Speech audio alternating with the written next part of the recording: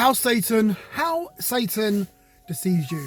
How Satan is going to and how he is deceiving you. It's Robert, an ambassador for Christ. How you guys doing? Join our Bible studies. Information in the description down below. Join us Bible studies. Powerful stuff. Now, how does Satan deceive you? How does he deceive us? See, we got to understand is that nobody commits gross sin overnight. It doesn't happen like that. You know, it's a gradual process of things happening, circumstances happening, and people being led into sticky situations where they end up committing gross sin. Now, listen, people who don't smoke crack don't just start smoking crack and get addicted to crack and start doing all sorts of craziness overnight. No, gradual. How do people start smoking crack? Well, obviously they find themselves in certain situations with certain crowds, certain types of people over a certain period of time, and then they end up in a crack house. Like for example, me, when I was younger, I didn't start smoking cigarettes just like that. No, I was around my friends. Then one or two of my friends started smoking cigarettes. Then 3 or 4 of them started smoking cigarettes. Then it came to a point where out of 10 of us, 7 of us were smoking cigarettes. So obviously, after a little bit of time of seeing that, I started smoking cigarettes. And then you had a few of my friends started smoking weed. And then after a while, everyone's smoking weed. Then I had a time after that, I had friends who started drinking alcohol and smoking weed. After a little bit of time, after a few months of seeing that all the time, I started drinking alcohol and smoking weed at the same time. And yes, I was 15 or 16 years old. I was young, doing all sorts of craziness. Then there's people start taking amphetamine drugs. A few of my friends start taking amphetamines. I started taking amphetamine drugs. I started smoking weed, drinking alcohol, and taking amphetamine drugs all at the same time. It didn't happen overnight. It was gradual. So what am I saying is that for us guys, this is how Satan deceives us. This is how Satan gets us. He gets you to compromise a little bit here, compromise a little bit there, and then the next thing you know, you're committing adultery. Next thing you know, you're in the tarot cards. You're doing sorcery. You're consulting familiar spirits. That's what starts happening just over a small period of time. It's crazy. You know it, right? It's a sales practice. It's a sales tactic. Now there was a story about a salesman who went round to a man's house or knocked on a door and said to the owner of the house, said, "Can I put a 50-foot billboard poster on your front yard or your front lawn advertising my business?" And the owner of the house said, "Are you crazy? Get away, go away from my house. I'm not going to allow you to put a 50-foot bill poster advertising your business on my front lawn." So the salesman said this. He said, "Okay, I tell you what, not 50 foot. How about 10 foot?" The guy said, 10 foot billboard? No, you're not putting 10 foot billboard poster on my lawn. No. Then he said, "Okay, what about a 2 foot? 2 foot billboard poster? No, you're not putting that on my lawn." And then the salesman said, "Okay, I tell you what, how about A5? A5 is about this big, okay? How about a little A5 leaflet just on your lawn?" And the guy said, "All right, I'll let you do an A5. All right, put it over in the corner." So he allowed the salesman to do the A5. Billboard poster, A5, promoting the salesman's business. 2 weeks later, that same salesman came back and said, "Do you know what? Could we change the A5 and make it to an A4? And the guy said, "Well, A4 is only a little bit bigger." I said, "Okay, do A4. Done A4. And then he'd come back 2 weeks later, said A3, A2. And as it started to go over the years, the salesman ended up putting a 50-foot billboard poster on the owner of the house lawn, and the owner of the house was okay with it. Why? What happened?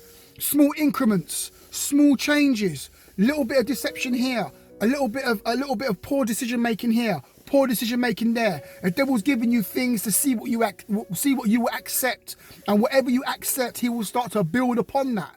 Do you get what I'm saying? Like, for example, for men, this is definitely for men. You know, you see, no one starts at the red light district. No one goes down to those seedy areas and seedy bars and, strip clubs.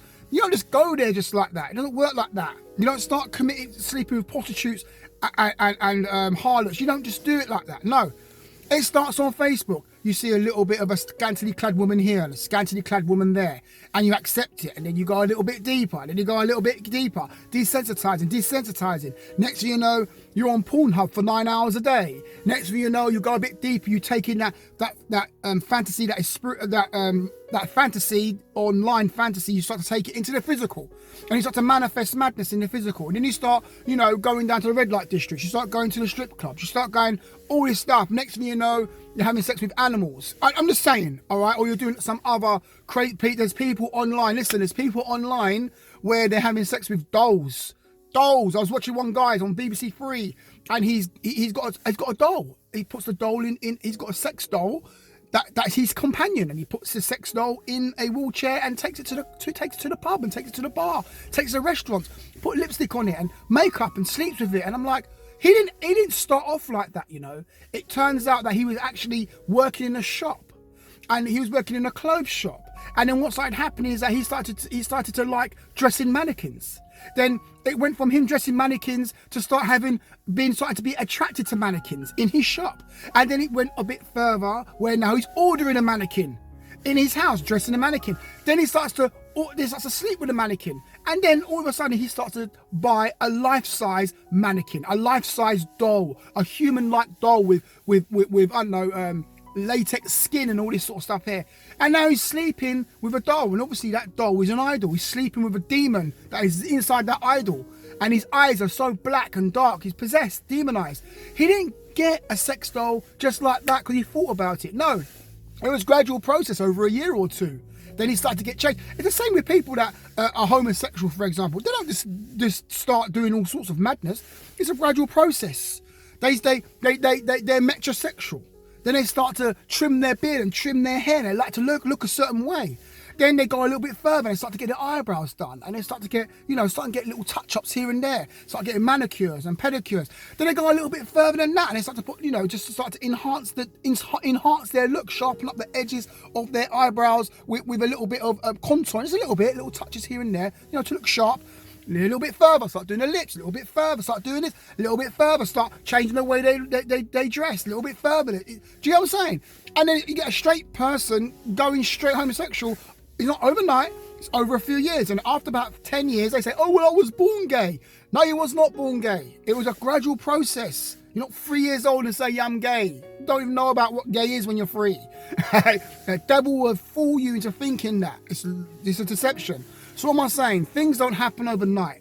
It's always a gradual process. Where are you in that process? See, what you need to do is that when you start seeing this foolishness, you need to step your foot down on the enemy's neck from day one. How would you do that? I'm on Facebook. What I did on Facebook, I'll tell you something. About 2 years ago, I was on Facebook. I had friends. A few of your old school friends want to be your friend, and you friend your old school friends from when you was 10 years old. Oh, they're my friend. Yes, I accept their friend request. They're not saved. You start accepting your friends from work friends requests. They're not saved. So you're scrolling through Facebook, and then you start seeing naked women, naked men. You start seeing all sorts of craziness on your Facebook feed that's nothing to do with God. What's happening? You're being led astray bit by bit. That's all that's happening. So what I did, I went through Facebook, I unfriended at least 95% of my old friends, 95% of my school friends, 95% of all these people who I don't know. I just took them off I unfriended them. Why? Because they were messing up my life, my feeds, and my feeds were becoming demonic. And it was obviously it's going to start to have an effect on you. Take it all off. One of my friends, I'm going through, see some naked woman, naked bums and stuff. I'm like, hold on, what's this? Why is my old friend? Oh, he's my friend. Like, you know what? I'm unfriending you. I know you're my friend, but I don't want you on my Facebook feed. See you later.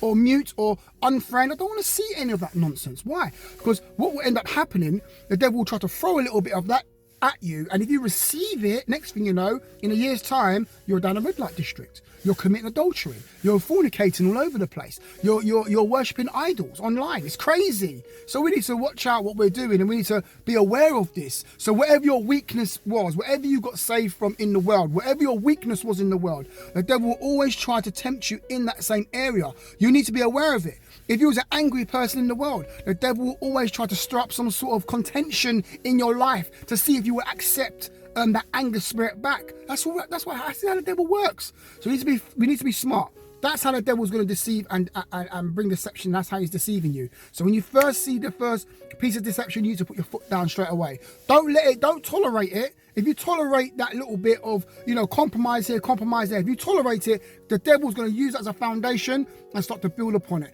build upon it, build upon it. Next thing you know, you're smoking crack with a prostitute, or you're punching you're knocking your wife out. You're having a disagreement with your wife. The anger spirit's back in your life again. You punch your wife in the face. You knock her out, and you start beating your wife up.